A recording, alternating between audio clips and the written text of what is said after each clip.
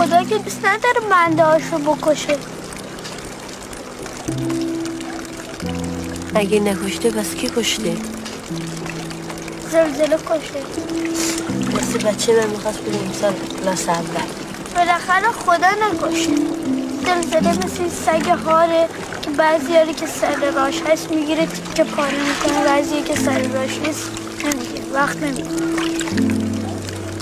تازه اونی هم که مرده شانس بوده، چون تازه میرفتی کلاس اول از درسومش راحت شد. شما حتما اون داستان شنیدین، همونی که حضرت ابراهیم میخواست پسرشو بکشه ها.